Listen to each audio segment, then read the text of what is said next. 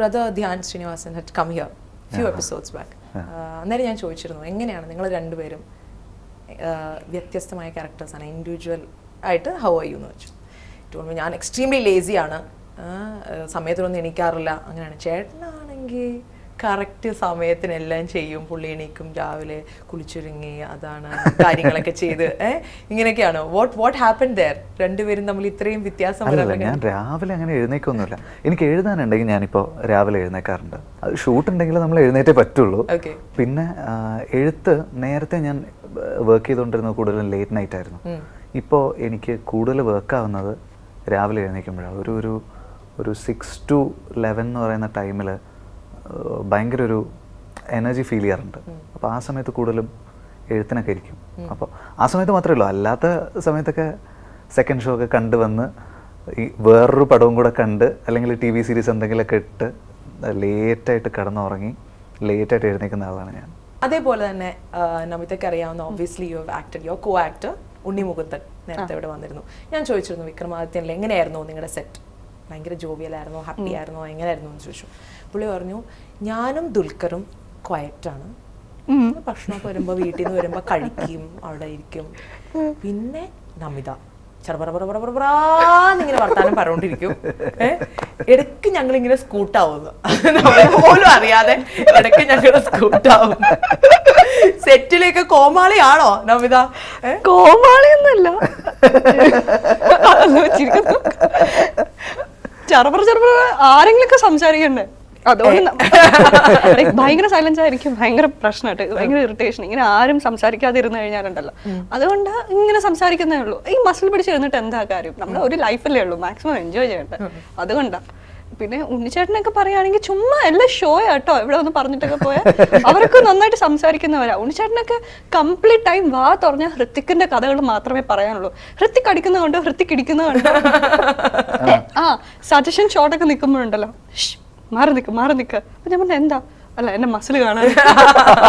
അയ്യോ എല്ലാം പൊളിഞ്ഞു, എല്ലാം പൊളിക്കട്ടെ.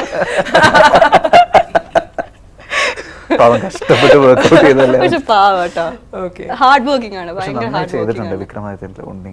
ഉണ്ണിച്ചേട്ടൻ നന്നായി ചെയ്തിട്ടുണ്ട്. ഈവൻ ഉണ്ണിച്ചേട്ടൻ, ദുൽഖർ, എവരിവൺ.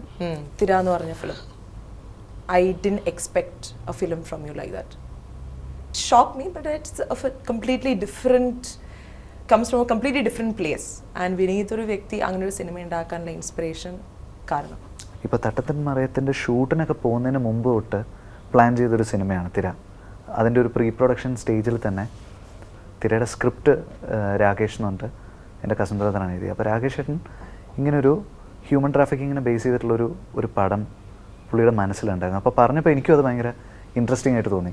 കാരണം നമ്മുടെ ഒരു സേഫ് സോണിൽ നിൽക്കുന്ന ഒരു പടമല്ല. അപ്പോൾ അവിടുന്ന് മാറിയിട്ട് പുതിയതായിട്ട് കുറേ കാര്യങ്ങൾ ചെയ്യാൻ എനിക്കും പറ്റും, കുറേ പുതിയ കാര്യങ്ങൾ പഠിക്കാൻ പറ്റും. അതായിരുന്നു എനിക്ക് അതിലുള്ള എക്സൈറ്റ്മെൻറ്റ്. അതിനെപ്പറ്റി കൂടുതൽ റിസർച്ച് ചെയ്തപ്പോൾ നമുക്ക് നമ്മുടെ ഫാമിലിയിലുള്ള പെൺകുട്ടികളെ പുറത്തേക്ക് വിടാൻ പോലും തോന്നില്ല, നമ്മൾ അത്രയ്ക്ക് ഗാഢരാകും. എനിക്ക് കുറേ കാലം ആ പ്രശ്നം ഉണ്ടായിരുന്നു. ദിവ്യ ഒറ്റയ്ക്ക് പുറത്തു പോകുമ്പോഴൊക്കെ എനിക്ക് ഭയങ്കര, നമുക്കറിയാം നമ്മൾ കുറേ കാര്യങ്ങൾ വായിച്ചിട്ട് നമുക്ക് പേടിയാവും. Dhyan said sometime back about the film when I was asking him, പുള്ളി പറഞ്ഞത് ഞാൻ അത്രയും മസിലൊക്കെ ഉണ്ടാക്കിയിട്ട് എൻ്റെ ബോഡി കാണിക്കാൻ വിനീത് എന്നെ സമ്മതിച്ചില്ല. ഞാൻ ഷർട്ട് എന്തോ പിടിയണ സീനുണ്ടായിരുന്നു. ആ പടം കണ്ടല്ലേ രോഹിണി? അതിൽ എവിടെ അവന്റെ ബോഡി കാണിക്കുന്നത്? ചുമ്മാ ഫ്രെയിമിൽ നിൽക്കുമ്പോ ഷർട്ട് ഒരു പിഴിഞ്ഞിട്ട് തിരിച്ചിടാൻ പറ്റുമോ? ഇവിടെ കുട്ടികളെ കിഡ്നാപ്പ് ചെയ്ത് കൊണ്ടുപോയിട്ട്. Okay, anyway, so in this movie Shobana plays a central character. അങ്ങനെ ഒരു ക്യാരക്ടർ കിട്ടാൻ it's not very easy.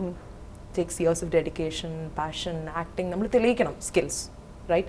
Namita, do you think you're going to the right direction where you will play a role like that? Firstly, I love Shobana. ഷോബനാൻ്റെ ഒരു കട്ട ഫാനാണ് ഞാൻ. എനിക്ക് തോന്നുന്നു it takes time. എനിക്ക് അതിനുള്ള എക്സ്പീരിയൻസ് ഇല്ല. പുള്ളിക്കാരത്തി എന്നൊക്കെ പറയുന്ന ഒരുപാട് എത്രയോ വർഷമായി ഇൻഡസ്ട്രിയിൽ വന്നിട്ട് എത്രയോ ക്യാരക്ടേഴ്സ് ചെയ്തു. ഞാനൊക്കെ ഇപ്പോഴാണ് ഇൻഡസ്ട്രിയിലേക്ക് വന്നത്. വളരെ കുറച്ച് ക്യാരക്ടേഴ്സേ ചെയ്തിട്ടുള്ളൂ. ഒരുപാട് കാലങ്ങൾ കഴിയണം അതുപോലുള്ള ക്യാരക്ടറൊക്കെ ചെയ്യണമെങ്കിൽ. അപ്പം എന്തായാലും ഇപ്പം എനിക്ക് അത്രയും വലിയൊരു ക്യാരക്ടർ എടുത്ത് വെക്കാനുള്ള ഇതൊന്നും ഇല്ല. ഒരുപാട് കാലം കഴിയട്ടെ. അപ്പോൾ ചെയ്യാം. മലയാള സിനിമയിലും അല്ല ലെറ്റ്സ് സേ മെജോറിറ്റി ഇന്ത്യൻ ഫിലിംസിലാണെങ്കിൽ തന്നെ we are known as a shadow of a hero and central characters are very less. How do you pick a character or how do you pick a film? I go for the director, script, actors, എല്ലാ ഫാക്ടേഴ്സും നോക്കാറുണ്ട്. Production section, producer section എല്ലാം നോക്കാറുണ്ട്. അപ്പോൾ നല്ല ഇത് വരുമ്പോൾ ഇതിൽ നിന്നായിരിക്കും ഞാൻ പിക്ക് ചെയ്യുന്ന ഫിലിംസ്.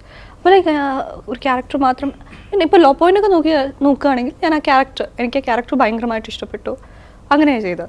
ഇപ്പോൾ വിക്രമാദിത്യനൊക്കെ നോക്കുകയാണെങ്കിൽ ലാലു അങ്കിൾ, ദുൽഖർ അങ്ങനെയൊക്കെ നോക്കിയാണ് ചെയ്യുന്നത്. അപ്പോൾ ഈ ഓരോ ഫാക്ടേഴ്സും ഞാൻ നോക്കിയാണ് ചെയ്യാറുള്ളത്. ഇപ്പോൾ ഈ ഒരു ടൈപ്പ് മൂവീസ് മാത്രമേ ചെയ്യുള്ളൂ അങ്ങനെയില്ല. മാസ് മൂവീസ് ചെയ്യാറുണ്ട്, ഇതുപോലെ കുറച്ച് ഓഫ് ബീറ്റ് ആയിട്ടുള്ള മൂവീസ് ചെയ്യാറുണ്ട്, എല്ലാ തരത്തിലുള്ള മൂവീസും ചെയ്യാറുണ്ട്. റോഹിണി ചേച്ചിയുണ്ട്, അതേപോലെ ലക്ഷ്മി ചേച്ചിയുണ്ട്, right? So it's quite a few people freshly casted ആയിട്ട്. നോർമലി നമ്മൾ കാസ്റ്റ് ചെയ്യുന്ന ഒരു സ്ഥിരമായിട്ട് കണ്ടുവരുന്ന ഫേസസ് അല്ല in movies. I think I don't know when is the last time actually I saw Lakshmi ma'am to play a character of that sort. നമ്മൾ കണ്ടിട്ട്. Yes. So how was it to be with them on set? What was the experience? Great experience. അത് ശരിക്കും അവർ നമ്മൾ first day വന്നപ്പം ഇപ്പം ഞാനും നമിതയും അജുവും സൗമ്യയാണ് ഏറ്റവും കൂടുതൽ ഞങ്ങൾ ഷൂട്ട് ചെയ്തുകൊണ്ടിരുന്നത്. ഒരുമിച്ച് ഞങ്ങളൊരു ടീമായിട്ട് ഇങ്ങനെ ഒരു നല്ല റാപ്പോയിൽ ഇങ്ങനെ ഷൂട്ട് പോയിക്കൊണ്ടിരിക്കുകയായിരുന്നു. ഒരു ദിവസം പെട്ടെന്നൊരു ചേർത്തലൊരു വീടിനകത്ത് ഷൂട്ട് സ്റ്റാർട്ട് ചെയ്തു. അവിടെ രോഹിണി മാം വരുന്നു, ലക്ഷ്മി മാം വരുന്നു, ബാബുചേട്ടൻ വരുന്നു. ബാബുചേട്ടനെയൊക്കെ നേരത്തെ അറിയാം, പക്ഷേ രോഹിണി മാമിനെ ലക്ഷ്മി മാമിനെയൊക്കെ നമ്മൾ ആദ്യം കാണുന്നില്ല. ഇവരെങ്ങനെയാണ് നമ്മുടെ അടുത്തൊക്കെ സംസാരിക്കുമോ? എനിക്ക് തോന്നുന്നു നമിതയ്ക്കും അതേ കൺഫ്യൂഷൻ തന്നെ ഉണ്ടായിരുന്നു. സീനിയർ ആർട്ടിസ്റ്റ് അല്ലേ, എങ്ങനെ ഉണ്ടായിരിക്കും അത് നമുക്കുണ്ടായിരുന്നു. പക്ഷേ അവർ ഭയങ്കര എൻജോയ് ചെയ്തിട്ടാണ് ഇതിൽ വർക്ക് ചെയ്തത്. നമ്മളെ ഭയങ്കര കംഫർട്ടബിൾ ആക്കി. ലക്ഷ്മി മാമൊക്കെ അടിപൊളി സ്ത്രീയാണ്. ഇടയ്ക്ക് നമ്മളിങ്ങനെ വിളിച്ചിരുത്തിയിട്ട് അവർക്ക് വാട്സാപ്പിൽ വരുന്ന മെസ്സേജസും വീഡിയോസും, അപ്പം നമുക്കൊക്കെ വാട്സാപ്പിലൊക്കെ ഈ ശശിധരൻ, സുനിൽ അങ്ങനെ ആരെങ്കിലുമൊക്കെ അയക്കുമല്ലോ. അവർക്ക് അയക്കുന്നത് SPB. അവരുടെ ഫ്രണ്ട്സ് എന്ന് പറയുന്നത് വേറൊരു ജനറേഷനിലെ ഐക്കൺസ് ആണല്ലോ. അപ്പോൾ ഭയങ്കര കുട്ടിത്തമുള്ളൊരു ഒരു സ്ത്രീയാണ്. അവരുടെ ചെറിയ ചെറിയ റിയാക്ഷൻസ് ഒക്കെ നമ്മളും അവരഭിനയിച്ചു കഴിഞ്ഞാൽ മോണിറ്ററിൻ്റെ പുറകിൽ പോയിട്ട് നോക്കും. ചെറിയ റിയാക്ഷൻസ് ഒക്കെ ഭയങ്കര രസമാണ് അവർ ചെയ്യുന്നതാണ്. രോഹിണി മാം ആണെങ്കിലും ഓൾഡ് സ്കൂൾ എന്ന് പറയുന്നത് ഒരു സ്ട്രോങ് സ്കൂളാണ്.